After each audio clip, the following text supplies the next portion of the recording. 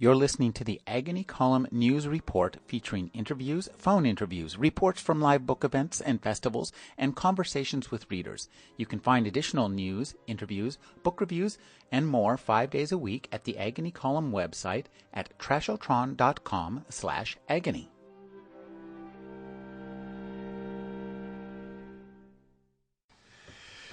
Upon this gifted age, and in its dark hour, falls from the sky a meteoric shower of facts. They lie unquestioned, uncombined.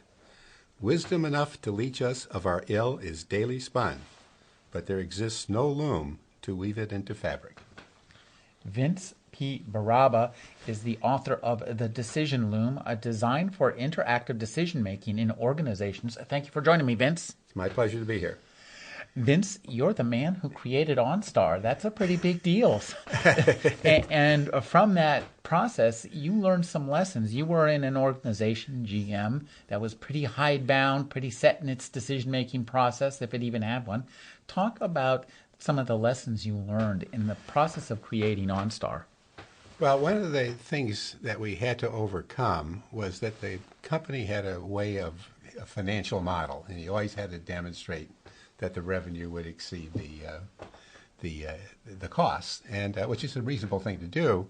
But when you have an idea like OnStar, where a potential consumer doesn't fully comprehend what it actually would be because it was so new, it's like pretty much what people at Apple ran into with some of their ideas.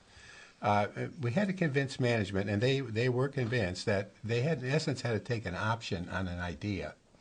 And they would have to invest in getting this idea into a vehicle so that people could experience it.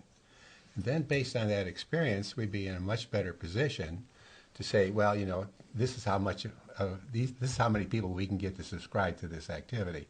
But just to do it out of the blue without experiencing it, and that's one of the reasons why when you get a GM car, you get a free year subscription to OnStar, because we wanted you to experience it, so that when it came time to re-up, then you would. And it's not that much different than I remember AOL used to get the discs in the mail. They were free, and that got you hooked. Well, that's an age-old process. The guy standing down on the street corner wearing a hat and sunglasses does the same thing in a much less legal manner. And one of the things that strikes me, too, for you, you were coming up with an entirely different model of economic gain. GM sells you a product, you pay, you get it, that's it. You were actually ahead of your time. Sample complete. Ready to continue?